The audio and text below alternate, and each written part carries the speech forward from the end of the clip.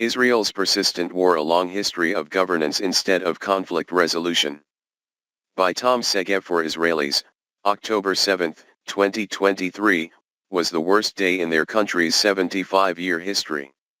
Never before had so many of them been massacred and taken hostage in a single day. Thousands of heavily armed Hamas fighters have sought to cross the Gaza Strip's fortified border and enter Israel, rampaging. In the months since the October 7 attack, Netanyahu's critics, noting his efforts to strengthen Hamas and promote Arab normalization agreements alongside the Palestinian issue, accused him of trying to manage the conflict rather than end it. But that complaint misunderstands history. Netanyahu's fundamental mistake was not his attempt to resolve the divisive issues between Jews and Arabs. That's because he did it more poorly, and with more disastrous consequences, than anyone else in the past century. Indeed, conflict management is the only real option that both sides and their international interlocutors ever have. This land is my land.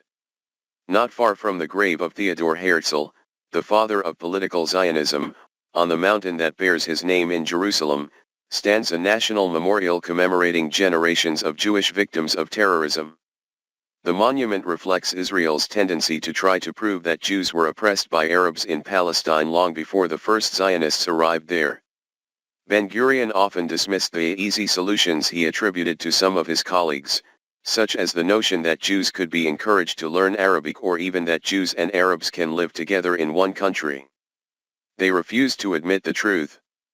Ben-Gurion's own concept of the Jewish future in Palestine was based solely on acquiring as much land as possible, if not necessarily the entire territory, and for as many Jews and as few Arabs as possible. The better to live there. His views on the conflict remained unchanged until the end of his life and continuously informed his efforts to manage it. Although the Jewish state it envisioned was small, occupying only 17% of British-administered Palestine, Ben-Gurion supported the plan. Notably, Arab residents in the area designated for the Jewish state would be transferred to the Arab state, a provision he described in his diary as a forced transfer. Draw a dense boundary under the inscription. However, most of his colleagues wanted more land for the Jewish state, sparking a fierce debate between the center-left Zionist leadership and the Zionists. Revisionist right-wing who nurtured the dream of a greater Israel on both banks of the Jordan River. Although they stood to gain control of about 75% of the land, the Arabs rejected the idea of a Jewish state in principle and the British withdrew the plan. Again, this is the abyss between Jews and Arabs that Ben-Gurion had identified many years earlier and that became even deeper after the Holocaust and the 1948 war. From the perspective of the Zionists, Weizmann's proposal contained elements of compromise. More than 20 years ago, at the Versailles Peace Conference after World War I, he presented a map of the land of Israel with the biblical border extends to the east bank of the Jordan River. River territory much larger than what the country could attain. In contrast, in his article Weizmann did not specify borders but proposed restricting Jewish immigration to a democratic country that would provide equal rights to all its residents, including foreigners. Arabic. Although he wrote that the Arabs must be clearly informed that the Jews will be encouraged to settle in Palestine and will control their own immigration, he asserted that the Arabs will not be discriminated against. Discrimination and will enjoy full autonomy in their own internal affairs. He also did not rule out the possibility that the new Jewish state could join a federation with neighboring Arab countries. But like Ben-Gurion, he also foresaw the need to restrain the Palestinian Arabs.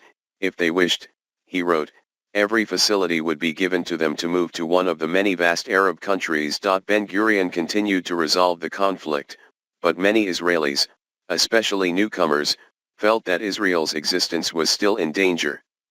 Only a few close friends knew about Ben-Gurion's nuclear project. Border wars often break out.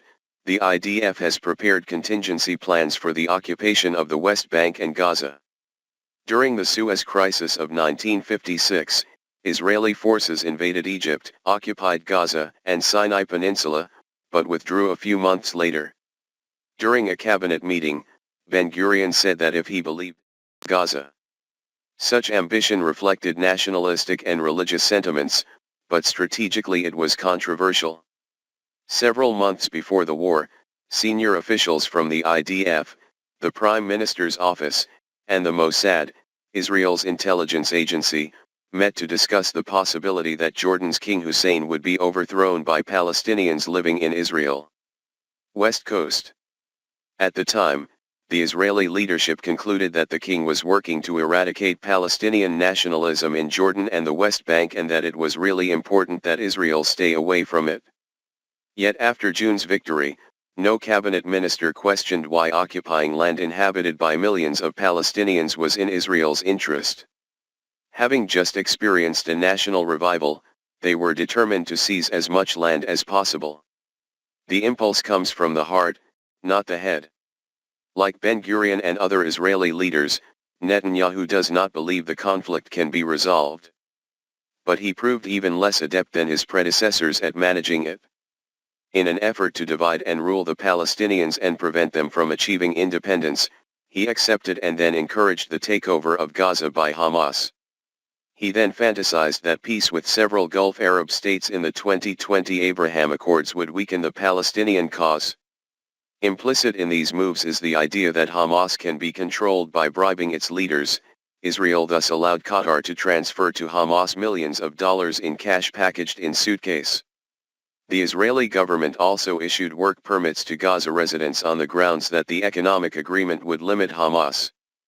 This type of bribery reflects Israel's long tradition of condescension toward Arabs, a fundamental contempt for them and their national sentiments. In fact, Hamas has used much of this money to buy thousands of rockets, some from Iran, that are regularly fired at Israeli cities. In response, Israel imposed a territorial blockade, making the people of Gaza even poorer. Hamas has organized a fighting force and built a network of tunnels that some experts describe as the most extensive underground fortress in the history of modern warfare. Most importantly, Netanyahu's approach disregards Hamas's ideological and emotional commitments, some of which are more important than life itself, as illustrated by the organization's barbarity this last October and in the months since.